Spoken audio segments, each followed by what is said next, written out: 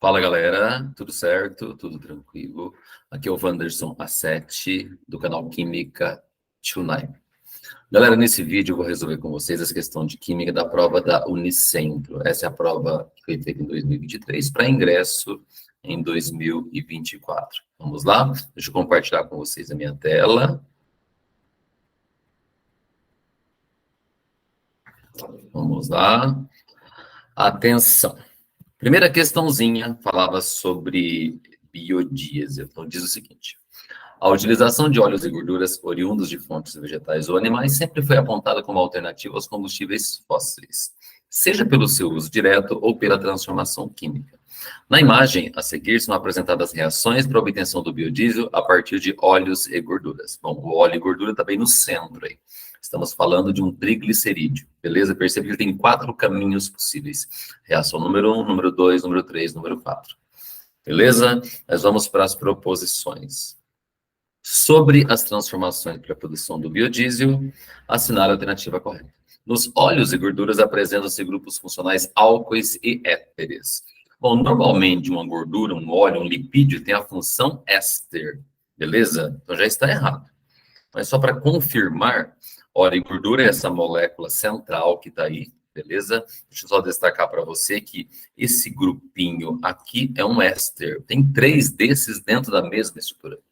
Então, que função tem dentro desse óleo e gordura? Tem a função éster. Então, letra A está incorreta.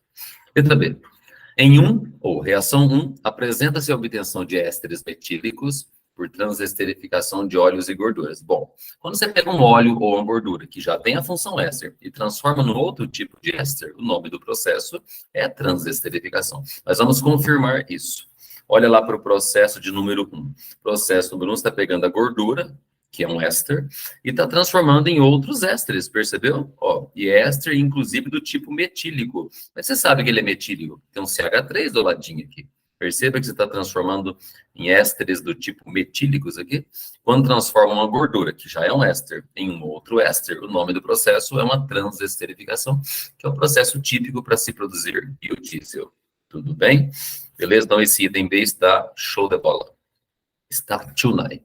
Letra C. Em 2, ou reação 2, observa-se a formação de álcoois de cadeia longa, dentre outros produtos. Vamos verificar. Reação número 2, cadê ela? Está aqui, ó. Reação número 2, você pegou essa molécula grandona, você está transformando ela em um hidrocarboneto, outro hidrocarboneto com dupla, um outro hidrocarboneto. Isso aqui é um ácido. Confere, ele está dizendo que você produz álcool de cadeia longa. Eu acho que você está produzindo ácido de cadeia longa. Confere, então esse item incorreto. Em 3, reação 3, apresentam-se hidrocarbonetos insaturados e de cadeia ramificada. Insaturado e ramificado, além do CH4, CO2, H2O e CO, que são os resíduos, vamos dizer, subprodutos. Vamos ver se na reação 3 tem hidrocarboneto insaturado. Vamos lá? Cadê a reação 3? Está aqui embaixo. O que você está produzindo? Hidrocarbonetos retinhos, que não tem dupla. Então, eles são lineares e saturados. Portanto, esse item, o que você vai falar para mim? Nada a ver. Última, em 4, ou reação 4, apresenta-se como um dos produtos um hidrocarboneto linear retinho de 15 carbonos. Vamos conferir. Na reação número 4, o que você está produzindo? Hidrocarboneto, verdade, grandão. Mas só que ele é linear. Desculpa, ele não é linear. Ele tem ramificações. Confere, reação número 4, produz hidrocarboneto grande, ramificado, e não linear. Portanto, item E também incorreto. A única correta vai ser a letra B de Borrasópolis, que, para quem não sabe, é a cidade onde eu nasci. Vamos para 2. Dióxido de enxofre, SO2, é o maior poluente primário da atmosfera e é o principal causador da chuva ácida. É gerado, por exemplo, a partir de queima de carvão, contendo enxofre na forma do mineral pirita. Por curiosidade, pirita é chamada de ouro de tolo, por causa do aspecto, né, que assemelha-se ao ouro. Quando em contato com oxigênio, considere a seguir a equação não balanceada de formação do SO2. A equação está pronta, só que falta você balancear. Para ficar mais bonito, eu vou reescrever essa equação para você, tá? Ela começa com quem? Começa com a pirita. O que é pirita? É o FS2. Com quem que essa pirita vai reagir? Com o O2. Beleza? O que você vai ter do lado direito? Fe2O3, que é como se fosse uma hematita, tudo bem? beleza? E mais o que SO2, que é o gás problemático e pode causar chuva ácida. Tá balanceado? Não tá. O macetinho para o balanceamento que muita gente usa é o macetinho do macho. O que é isso, macho? Qual é a ordem bonitinha para você fazer balanceamento? Macho, metal, ametal, carbono, hidrogênio e oxigênio. Então, é legal que você comece por metal. Metal nessa equação é o ferro. Você está vendo dois ferros, lado direito, lado esquerdo tem um só. Então, você coloca um 2 aqui. Pronto. Empatou, equilibrou o ferro. Vamos para o enxofre.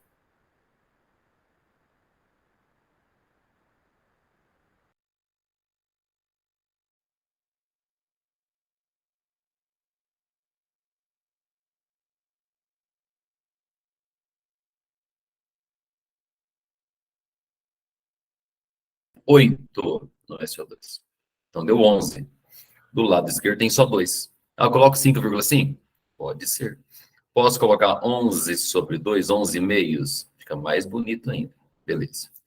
Pronto, a proporção é 2 para 11 meios para 1 para 4. Mas não tem essa alternativa. Certo? Só tem números inteiros nas alternativas. Então você dobra tudo. Ao invés de 2, 11 meios, 1 e 4, vamos dobrar tudo isso. O que vai virar? Vai virar 4, 11, 2 e 8. Resposta, letra E de Eguinha, Pocotó. Pronto, fechou. Bora, Bill? Número 3 diz assim: leia a seguir o trecho da música Água e Óleo, da Vanessa da Mata. Nós somos igual água e óleo, que jamais se juntará, só durante algum momento em que se pode misturar.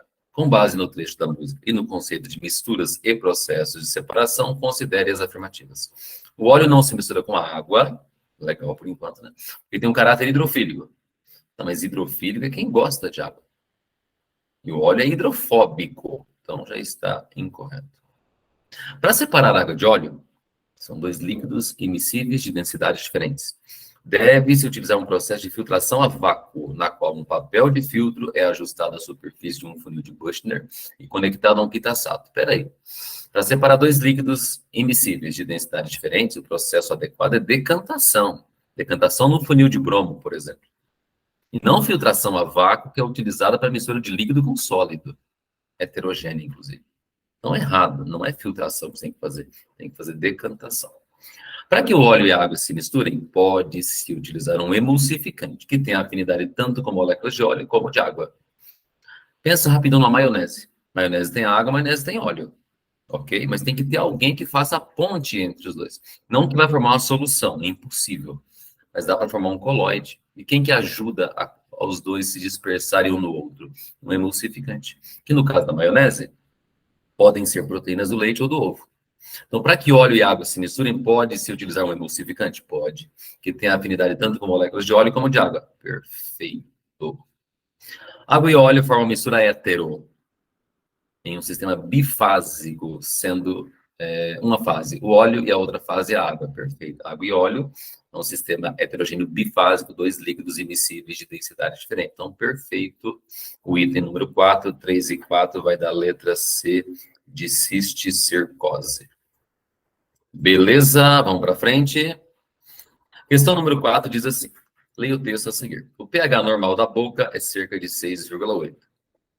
Ligeiramente ácido. E a desmineralização dos dentes torna-se predominante um pH bem mais ácido, abaixo de 5,5. Sendo que a diminuição do pH pode ser causada diretamente pelo consumo de frutas ácidas, refri e por aí vai.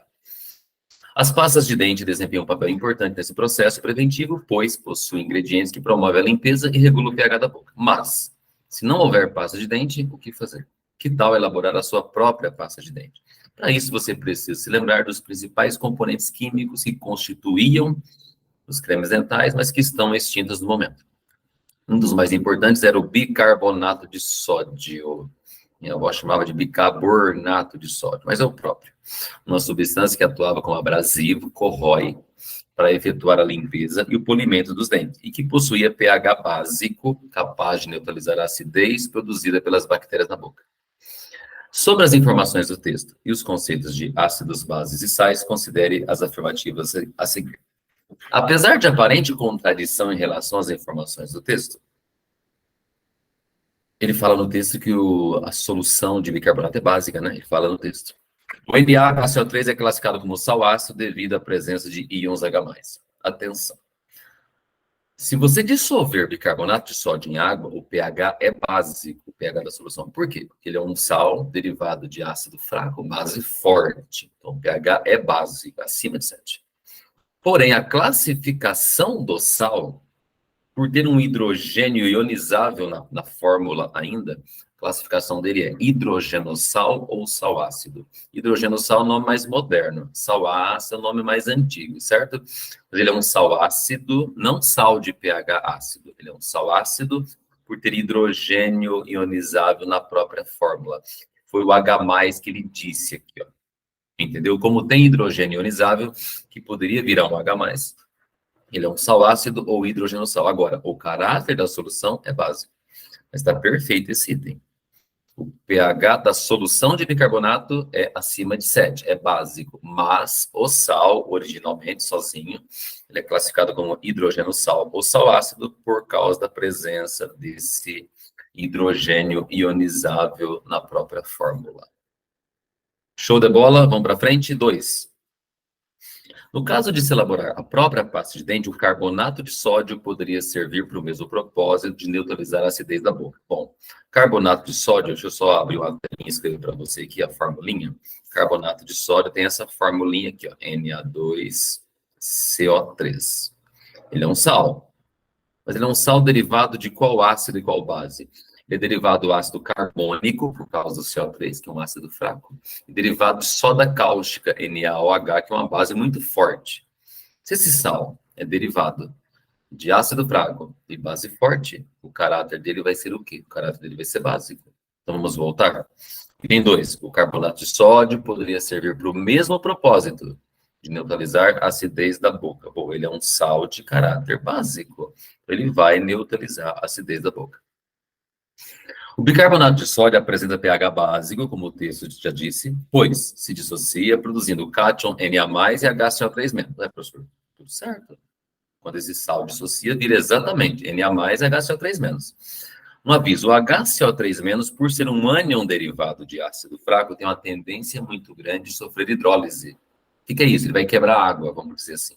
Aí é o que ele fala no finalzinho. O último, né, bicarbonato, se dissocia em água, produzindo CO2 e OH-. De repente, você tem dificuldade em enxergar como é que ele produz CO2 e OH-. Eu vou te mostrar, só um minutinho aí. O bicarbonato de sódio, quando dissocia, produz o HCO3-. HCO3- é um ânion, chamado de bicarbonato. Por ser um ânion derivado de ácido fraco, ele tem uma tendência muito grande de sofrer hidrólise. Quando ele sofre hidrólise, ele faz o quê? Ele captura o hidrogênio da água, formando o quê? H2CO3 e libera o OH-. Ah, é por isso que ele é um sal de caráter básico? Perfeito. Ele libera o OH-. Ok. Só que H2CO3, você sabe que ele é um ácido instável. Ele vira H2O e CO2. Então, você podia escrever essa reação de um outro jeito. Ó, um jeito diferente. Bicarbonato, quando reage com H2O, produz o quê? Ácido carbônico, que todos vocês sabem que ele é fraco, instável, se decompõe quase que instantaneamente em H2O e CO2. E ainda libera o OH-. Bom, você está vendo duas substâncias iguais dos dois lados da flecha, não tá? Vamos cortar essa água. O que sobrou? Sobrou simplesmente o bicarbonato se dissociando, entre aspas, em CO2 e OH-, que é o que o exercício disse. Vamos voltar lá? O bicarbonato, o último, por sua vez, se dissocia em água, produzindo CO2 e OH-. Deixa eu trocar de cor aqui e colocar na cor vermelha para você ver melhor, tá bom? Verdadeiro, show de bola. NaHCO3 é um sal proveniente de uma reação de neutralização total entre H2CO3 e hidróxido de sódio. Peraí, falei agora um pouquinho que ele é um sal ácido ou hidrogenossal, porque ele tem hidrogênio ionizável sobrando. Se tem hidrogênio sobrando na fórmula, é porque o sal foi feito por neutralização parcial e não total. Que tipo de reação que produziu esse sal? Neutralização parcial do ácido, tanto que sobrou hidrogênio sem ser neutralizado. Então está errado, porque o processo ele não é total, ele é parcial. Então, respostas corretas 1, 2 e 3, vamos ver. 1, 2 e 3 está onde? Letra D de The Best. Pronto. Beleza? Vamos embora. Questão de número 5 fala sobre o submarino, que todo mundo ficou sabendo, né? Infelizmente, o submersível Titan, operado pela OceanGate, implodiu em junho de 2023, em uma expedição que levava 5 pessoas para ver os destroços do Titanic. O material desse submersível era uma mistura de fibra de carbono, tá na figura aí, e titânio. Diferente da tecnologia convencional que usa aço, titânio e alumínio para submersões muito profundas. A figura a seguir representa um esquema simplificado da produção de fibra de carbono a partir da acrilonitrila, que é o ingrediente, é o monômero original que você usa. Tudo bem? Então, você começa com a acrilonitrila, daqui a pouco tem uma poliacrilonitrila, daqui a pouco vira um outro polímero. Como é que você sabe que é polímero? Por causa do N. Daqui a pouco vira um polímero um pouco diferente, daqui a pouco virou fibra de carbono. Essa é a sequência. Vamos para as questões. Em relação a esse gravíssimo acidente, a produção da fibra de carbono e aos conhecimentos de fenômenos físicos e químicos atribua verdadeiro ou falso. A síntese da fibra de carbono passa pela poliacrilonitrila, seguida da formação de 2 intermediários polímeros de anéis condensados. Vamos ver? Você começa com a acrilonitrila, de repente você vai para a próxima etapa, poliacrilonitrila. Aí você produz um outro polímero que tem anel condensado, tudo grudadinho. De repente surge um outro polímero de anel condensado ainda. E por último, a fibra de carbono. Portanto, esse item, ele está tonight forever. A fibra de carbono mantém todos os átomos de carbono no mesmo plano, com geometria trigonal plana. Voltando. Se você olhar para o desenho da fibra de carbono, todos os carbonos dela fazem uma dupla. Vou escolher esse aqui. Carbono que faz uma ligação dupla, a gente chama de carbono sp2, que é um carbono que tem ângulo de 120 graus entre os seus ligantes. E a estrutura é totalmente plana. Não é 3D, é plana. Ok? Beleza? Voltando lá então. A fibra de carbono mantém todos os átomos de carbono no mesmo plano? Perfeito. É uma figura plana. Com geometria trigonal plana? Sim, ângulo de 120 graus caracteriza exatamente esse estilo de geometria para cada carbono. A reação da acrilonitrila para formar poliacrilonitrila ocorre por uma polimerização de condensação. Condensação é quando você elimina alguma molécula. E a outra forma de polimerização é de adição, que é quando você quebra apenas ligações πs. Se você olhar para o desenho aqui, para acrilonitrila virar poliacrilonitrila, você está apenas quebrando ligações πs que tinham entre carbonos. Então, o polímero não é de condensação, ele é de adição. Então, opa, vem para trás, perdão. Então, a reação é por polimerização de condensação? Errado, é polimerização por adição. A implosão ocorreu devido à pressão exercida pelo ar dentro do submersível, forçando a compressibilidade da água. Implosão é o contrário, é de fora para dentro. A pressão da água é que implodiu isso, não a pressão do ar de dentro, é a pressão hidrostática de fora. Então, incorreto. O submersível sofreu um fenômeno físico de implosão, não havendo alteração nas moléculas na composição de seu material. Bom, se o fenômeno de implosão é físico, não produz uma nova substância. Então, não há alteração das moléculas na composição do seu material verdadeiro. VVFFV vai dar a letra A de I love you. Bora. Vamos para frente. Questão 6. A figura a seguir apresenta uma hipotética conversa ao telefone entre um próton e o elétron. Vamos lá. Alô, elétron, aqui é o próton. Onde você está? E o elétron responde. Oi, próton, deixe-me ver. Aí ele fala quais são as coordenadas dele, vamos dizer assim. A N3, L1, M-1, S mais meio. O que é isso? Esses são os números quânticos desse elétron. Esses 4 números quânticos te dão as coordenadas onde esse elétron mora. Entende? N3, L1, M-1, S mais meio. Já a gente traduz isso. Considere que a resposta do elétron, de sua localização, seja correspondente aos números quânticos do elétron mais energético de determinado átomo. Aquele que você faz a distribuição de Pauli, o último de todos. Assinale a alternativa que apresenta corretamente a que átomo corresponde esses números quânticos. Bom, tem que ter mais um pouquinho de espaço aqui. O endereço do elétron é N3, L1, M-1, S mais meio. Deixa eu escrever aqui, só um minuto, vamos lá. O N dele vale 3, quer dizer a camada que esse elétron mora. O L dele vale 1. O L é a subcamada, subnível. O M, que é o magnético, está dizendo que é -1, é a casinha orbital onde ele mora. E o S, que é o spin, ele disse que é mais meio. Só que deu o exercício, fez uma convenção, deu um aviso. Ele falou que o elétron que entra em primeiro na casinha é o meio, ele avisa. Quer dizer que mais meio é o elétron que entrou depois. Nós vamos traduzir essas informações todas em algo mais palpável. O que é um N3? O último elétron, ou melhor, o elétron mais energético, que é o elétron que está falando ao telefone, mora na camada 3. O que é esse L1? L1 quer dizer subnível P. Só que no subnível P, cabem quantos elétrons? Cabem até 6. O subnível P é constituído de 3 casinhas ou 3 orbitais. E essas casinhas têm os números 0, mais 1 para a direita, menos 1 para a esquerda. E o meu elétron, o elétron que está conversando com o próton, ele mora na casinha de número -1. Professor, mas na casinha de número -1 tem 2 elétrons possíveis. O primeiro elétron que vai preencher esse subnível mora na casinha -1. E o quarto elétron também. Como é que eu sei se é o primeiro ou é o quarto? Que é o elétron que está em evidência. Como é que eu vou saber? Pelo spin. Spin mais meio quer dizer que é o segundo elétron que entrou na casinha.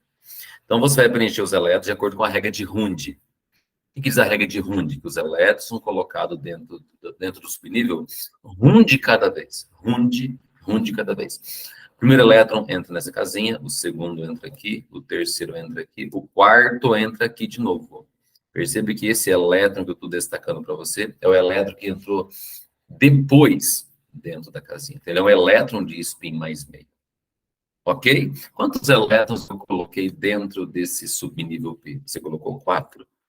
Então, significa o seguinte, que esse elemento que a gente está falando, ele tem uma configuração eletrônica que termina em 3p4. Ok? Beleza?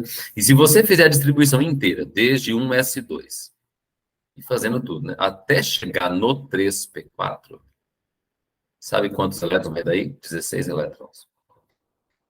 Quem é que tem 16 elétrons quando está neutro? Um elemento que tem o número atômico 16. Nas alternativas só tem um cara lá que tem número atômico 16. Vamos voltar? Quem que é esse cara que tem número atômico 16? Deve ser o enxofre, letra E de Eguinha, o Cotó, de novo. Bora, bora? Vamos para a questão 7. Questão 7 fala sobre um negócio muito bacana que é a eletrólise, né? Eletrólise é uma reação não espontânea de óxido-redução provocada pela corrente elétrica. O alumínio possui baixo potencial de redução, ou seja, não é facilmente reduzido o respectivo íon para a forma metálica. A partir da bauxita, em mistura com criolita fundida, utilizando uma célula com eletrodos de grafite, é possível obter alumínio metálico no processo de Herold e Hall. É uma eletrólise, pronto. A seguir são apresentadas as equações não balanceadas 1 e 2, bem como as semi-reações 3 e 4 envolvidas no processo. A primeira reação é simplesmente uma dissociação da alumina. Por exemplo,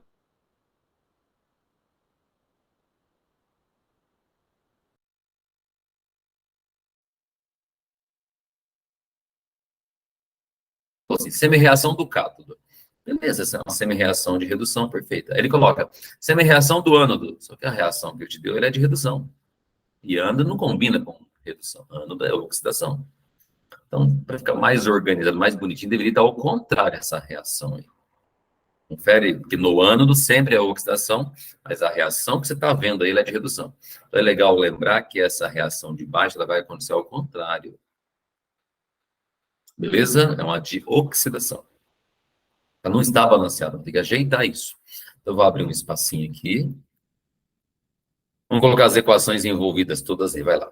A primeira equação que apareceu para você foi a equação do alumínio. Alumínio, Al2O3. O que acontece quando ele se dissocia? Ele produz 2 alumínios com carga 3+, ou mais 3, e mais 3 íons óxido, que é o O, com carga -2. A segunda reação que apareceu para você é bem tranquila. 1 mol de carbono reage com 1 mol de oxigênio, produzindo 1 mol de CO2. A terceira aparece a redução do alumínio, Al+3, estou só copiando, tá? E vai reagir com 3 elétrons, produzindo alumínio metálico. Aí a quarta que está meio estranha, não deveria ter sido ânodo lá, né? Mas enfim, como colocou ânodo, ela é uma oxidação, vai ter que ser ao contrário do que está lá. E aquela equação ao contrário tem que ser assim. 2 mols, perdão. 2 mols de óxido com carga menos 2. Não, ele colocou só um mol lá. Então, peraí. Desculpa, eu pedi desculpa, foi mol. Ele começa com O com carga menos 2, que vai ganhar 2. Ganhar não. Se a oxidação não ganha, se a oxidação eu perco elétrons. Então, depois da flecha, você coloca o elétron. Vai perder 2 elétrons e vai produzir O2. Só que não tá legal isso aqui, né? Porque do lado tem 2 O, tem só um. Legal você colocar meio aqui, por enquanto.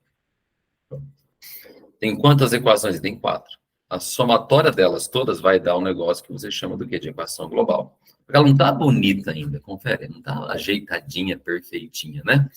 Percebe que o número de elétrons não é o mesmo, vai ter que fazer ficar igual. Tem várias formas de você balancear esses elétrons. Uma forma seria multiplicar essa terceira equação por 2 e a de baixo por 3. Porque os elétrons igualam, fica tudo 6. Só que mesmo assim vai dar número fracionário. A hora que esse 3 multiplicar esse meio do O2, vai dar 3 meio. Tem gente que não gosta. Vou dar uma outra ideia, então. Ao invés de multiplicar por 2 e 3, multiplique pelo dobro de 2 e 3. Vamos multiplicar essa equação por 4 e vamos multiplicar essa por 6. Mas por quê? O número fica bonito, redondo. Beleza? Então vamos quadruplicar a terceira equação. 4 mols de alumínio, 4 mols de alumínio metálico. E onde está escrito 3 mols de elétrons, vai virar 12 mols de elétrons. A equação de baixo você vai aumentar, multiplicar por 6. 6 mols de óxido. Ao invés de 2 mols de elétrons, o que você vai ter? 12 mols de elétrons. Ao invés de meio mol de O2, a hora que você multiplicar isso por 6, eu acho que vai dar 3. Acabou, Wanderson? Não, ainda não. A terceira reação, ela utiliza 4 mols de alumínio. Na reação lá de cima, só tem 2. Então, você tem que dobrar a equação, a primeira. Ao invés de 1, 2, 3, a primeira equação vai ficar com 2 mols aqui, vai ficar com 4 aqui, vai ficar com 6 aqui. Dobrei. Tá tudo pronto? Não, porque você tem 3 mols de O2 na última equação e na segunda tem só 1. Então, nós vamos triplicar a segunda equação. Eu acho que agora ficou bonito, dá para cortar todo mundo aqui já. Vamos cortar? Elétron, já era. 4 mols de alumínio que foi para o cátodo, já era. 6 mols de óxido, já era. O que mais? 3 mols de O2, também sumiu. Sobraram 4 substâncias apenas na tela. Confere, só 4. Sobrou 2 mols de Al2O3, 3 mols de carbono, sobrou 3 mols de CO2, e o que mais que sobrou? E 4 mols de alumínio. Se você olhar para o primeiro item, é exatamente o que ele perguntou. Quer ver? A reação global dessa eletrólise, 2 mols de Al2O3, pode conferir, 3 mols de carbono, 4 de alumínio, 3 de CO2, perfeito. Reação de oxidação acontece no cátodo, com formação de alumínio metálico. Para quem não lembrava disso, a regrinha que funciona para caramba, CRAL. O que quer dizer CRAL? Cátodo tem redução, ânodo tem oxidação. Então, a oxidação não combina com o cátodo. Então, errado. O oxigênio O2 é gerado no ânodo, que é o polo positivo desse eletrodo. Vamos ver rapidinho, voltando na equação que a gente já fez. Cadê o O2? Está aqui. Como é que eu sei que isso é ânodo? É porque está oxidando, perdendo elétron. Outro jeito. Esse O2, ele foi obtido a partir de 6 mols de óxido, que é um ânion. Ânion sempre vai para o ânodo. E quem atrai ânion tem que ser um polo positivo. Então, o O2 é obtido no ânodo, que é o polo positivo. Vamos voltando aqui, por gentileza. Cadê? O2 gerado no ânodo, ok. Que é o polo positivo, ok também. Essa é uma eletrólise ígnea, onde a corrente elétrica passa por uma solução aquosa. Não tem solução aquosa, tem apenas o Al2O3 junto com a criolita derretida. Não tem solução aquosa de íons. A eletrólise é ígnea, mas não tem solução aquosa. Então, falso. Fake news. O agente redutor é o íon O-2. Você percebeu, de acordo com a equaçãozinha que eu fiz com vocês, que o O-2 ele oxida. E quem se oxida é o agente o quê? Redutor. Então tá perfeito. VF, VF, V. Deixa eu ver qual letra que vai daí. Vai dar a letra B da minha cidade, onde eu nasci, Borrasópolis. Certo, certo, galera. Vamos para frente. Uma questão de rádio. Em 2007, os restos mortais de Liuba, não sei se é assim que lê, né? Um filhote mamute teve sua idade determinada como 40.110 anos. Esse valor foi obtido após amostras de tecido terem sido analisadas, usando datação por carbono 14. Sabendo que após a morte, a quantidade de carbono 14 é reduzida pela metade a cada 5.730 anos. Ah, professor, isso é o tempo de meia-vida. Perfeito. Assinar a alternativa que apresenta correta e aproximadamente o teor em porcentagem de carbono 14 encontrado no fóssil em relação ao mamute vivo. Então, você vai comparar o mamute que está vivo hoje com o mamute que já fossilizou, né, e já passaram pela conta 40.110 anos. Como é que você resolve isso? Um jeito prático. Pega esse 40.110, que é a idade que foi estimada para esse mamute, e você divide pelo tempo de meia-vida do carbono 14, que é de quanto? 5.730 anos. Quando dá, Wanderson? 7. 7 o quê? 7 períodos de meia-vida. Então, você vai passar por 7 períodos de meia-vida, entende? E a quantidade de carbono 14 só vai diminuindo. Então, pensa assim, um mamute vivo, ou melhor, quando esse mamute que foi encontrado, né, ele morreu. Ele tinha uma quantidade de carbono 14 que eu chamo de 100%. Passado um período de meia-vida, cai para quanto? Cai para 50. Passado o segundo período de meia-vida, cai para 0? Não, cai para 25, sempre metade. O processo fica cada vez mais lento. Passado o terceiro período de meia-vida, vai cair para quanto? Tá, a gente entendeu como é que faz. Passado um quarto período de meia-vida, cai para 6,25. Pode até usar uma casa decimal se quiser só. Passado mais um período, vai cair para 3,12, 3,125. Passado, segundo período, 1, 2, 3, 4, já passei por 5. Passado o sexto período de minha vida, sexta flechinha, cai para 1,56%. A hora que você passar pelo sétimo período de minha vida, eu acho que vai dar 0,78. Onde eu aproximei, né? Você percebeu? Cai para quanto? 0,78% da quantidade original. Então, se você compara o mamute vivo hoje com o mamute que morreu há 40.000 anos, aquele mamute que já fossilizou vai ter um teor de carbono 0,78% apenas de um mamute vivo.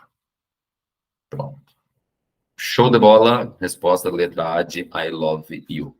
Vamos para a última, questão número 9, que fala sobre termo. A entalpia de combustão de um mol de metano é de menos 814 kJ por mol, o que permite concluir que são liberados 50,8 kJ para cada 1 grama. Como é que chega nesse 50,8?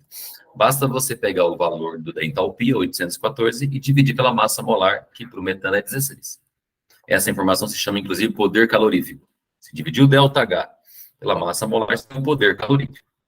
Ok? Até escrevi rapidinho. O poder calorífico é calculado como ΔH dividido pela massa MM. MM não é confete. MM de massa molar. Tudo bem? Mas dá para fazer por regra de 3, é óbvio. Beleza. Então, do metano está tudo bom. Ao introduzir um oxigênio molécula, tem-se o metanol. Ao invés de metano, vem metanol. Aí ele diz, considera a equação e os dados de massas atômicas e energias de ligação a seguir. Ele deu a equaçãozinha de combustão do metanol, você percebeu? Deu as massas de cada um, deu as energias de cada ligaçãozinha. A pergunta, assinale a alternativa que apresenta corretamente a diferença em quilojoules por grama entre a entalpia de combustão do metano, que é 50,8, e a do metanol, que você vai calcular agora. Vamos começar? Bom, as energias de ligação, ele deu todas. 416, 336, deu tudo certinho. Vou ter que abrir uma tela maior aqui, uma tela livre aqui, porque senão não vai caber a reação. A reação que apareceu para você está escrito assim, 2 mols de metanol. Como é que desenha 2 mols de metanol? O desenho bonitinho para você enxergar todas as ligações é assim, ó. Estou desenhando o metanol para você. CH3OH. Está dizendo que ele vai reagir com 3 mols de O2. Então, como é que desenha 3 mols de O2? 3O dupla O. Do lado direito está dizendo que você vai produzir 2 mols de gás carbônico. Como é que desenha 2 mols de gás carbônico? O dupla C dupla O. No final ele fala que você tem 4 mols de água. Beleza? Eu vou desenhar a água de um jeito errado aqui. A água não é reta, você sabe disso. Só fica mais direto aqui. Beleza? A água é tortinha. Aí você tem que lembrar de uma coisa bacana aqui. Quando o exercício te dá as energias de ligações, basta você lembrar de uma coisa. As ligações que você quebra, o processo é endo, sinal de mais. As ligações que você forma, que são as que vêm depois da flecha, o sinal ele é de menos, porque o processo é exotermo. Então, tranquilo? Vamos lá, então. Como é que você vai calcular o ΔH disso aqui? São uns números bem chatos, né? Mas eu vou pelo menos indicar aqui. ΔH é calculado com... Vamos lá. Que ligação que você vai quebrar? Ah, vou quebrar a ligação CH, CH, CH. 3 delas. Mas tem um 2 aqui na frente. Então, são 6 mols de ligações CH. E o valor da ligação CH é 416 no exercício. Não demais, porque está quebrando 416, vou multiplicar por 6. Não são só 3, mas tem 2 mols na frente. Que outra ligação você vai quebrar? Ah, eu vou quebrar a ligação CO, simples, cujo valor é 336. Uma ligação CO, mas tem um 2 lá na frente, são 2 mols. Então, você tem que pegar esse 336 e multiplicar por 2. O que mais? Eu vou quebrar uma ligação do tipo OH. Uma só, mas tem um 2 na frente, então tem que contar 2 vezes. A ligação OH, o exercício deu 467. Mais, porque eu estou quebrando, 467 vezes 2. A ligação O dupla, O também vai ser quebrada. Quantas? Dentro da molécula é uma ligação só, mas são 3 mols aqui. Então não esquece em multiplicar por 3 isso. A ligação O dupla O, o valor dela é de 498. Vira para mim, 498. Estou quebrando.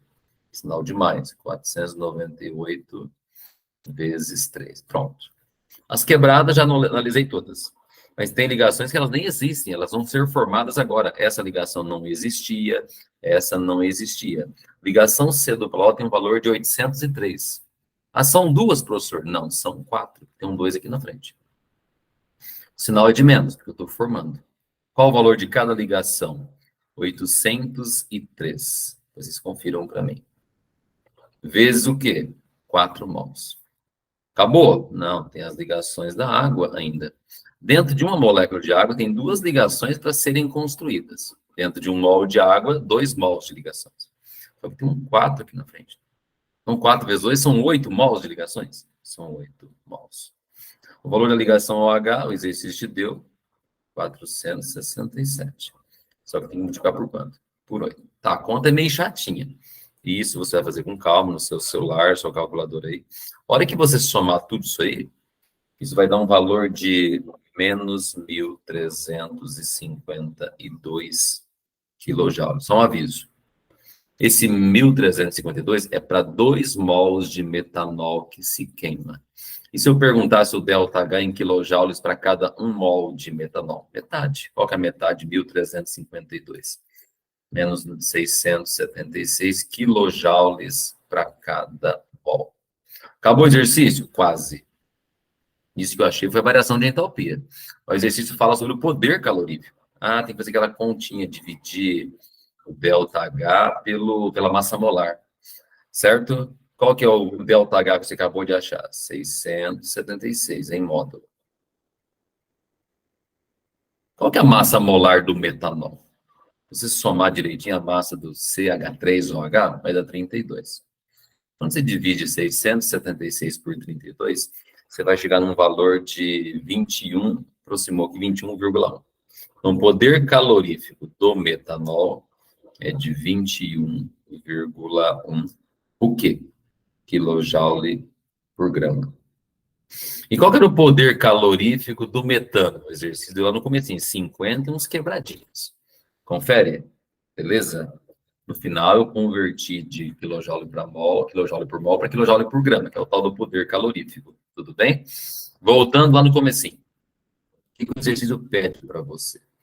Pede que você faça a diferença entre a entalpia de combustão do metano e do metanol. Do metano é quanto? 50,8 em quilojoule por grama. E do metanol? Esqueci o valor. 21,1. Fazer diferença? Isso.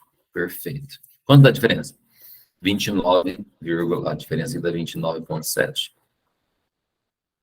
Dá o sinal de menos que os dois são de liberação, né? 29,7 quilojoules por grama. A diferença de poder calorífico. 29,7, letra D de dado. Só cuidado, porque você percebe que tinha uma resposta 67,5. Não foi isso que ele perguntou. Perguntou a diferença em quilojoules por grama.